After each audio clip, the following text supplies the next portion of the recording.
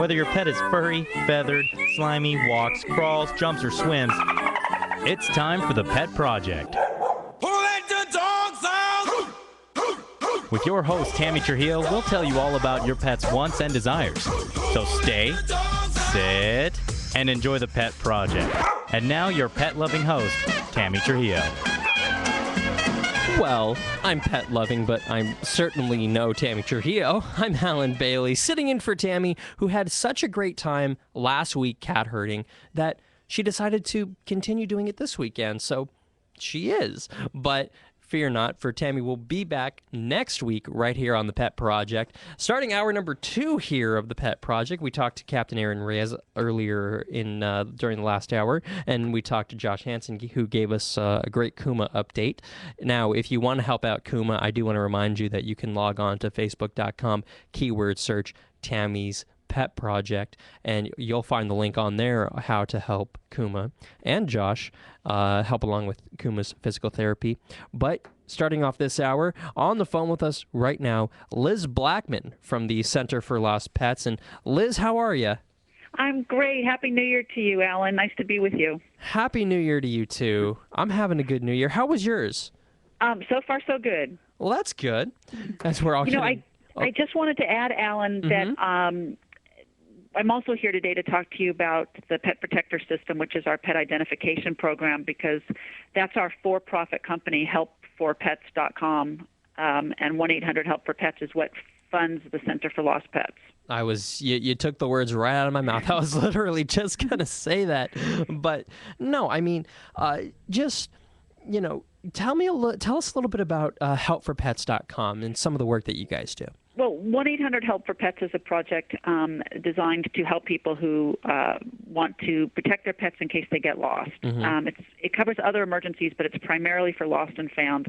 And I was excited to be invited to come back today to talk to people about the importance of pet identification. Even if you've had your pet a long time or you think your pet will never get out, I can tell you firsthand now that it can happen to anybody. It happened to me about 5 years ago when I was at my husband's parents' house up in the mountains. And we locked every door, every window, checked every gate, and the story ended happily. But for about 9 hours, I was so upset and worried about my dog.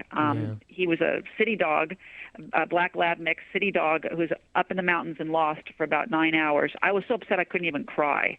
But the importance of pet, so I mentioned that story just as an example of it can happen to anybody no matter how careful you are. Make sure your pet's always wearing visible identification, even when they're in the house, because you never know when there could be an emergency and you have to get out quickly, or somebody leaves a gate open or a door open mistakenly and your pet gets out.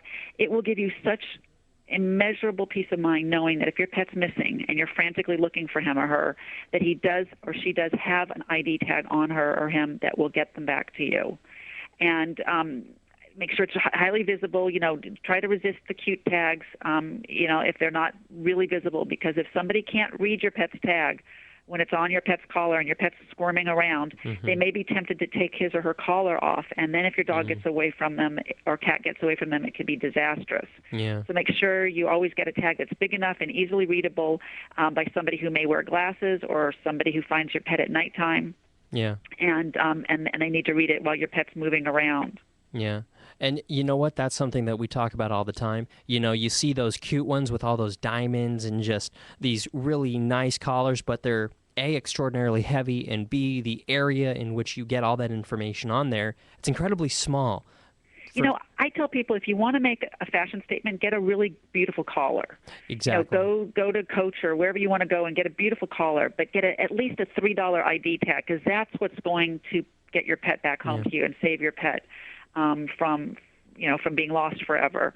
The tag needs to be very, very visible. And make sure also to back up that tag with a microchip. The tags and microchips work together like seatbelts and airbags. You don't get in your car and say, I've got airbags, I don't need a seatbelt. Well, that's what it's like to have microchips but no ID tags. Absolutely. And you know what? Liz, stay with us. We got to take a break right here.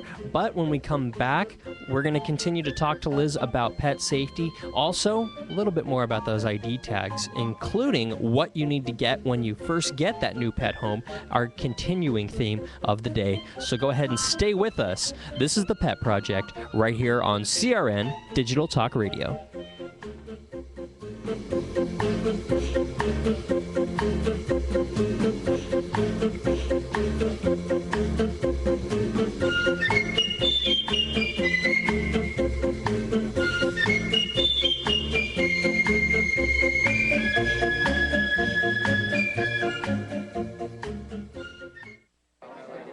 You order a glass of your favorite Cabernet, fresh asparagus, hollandaise on the side, a filet, medium rare.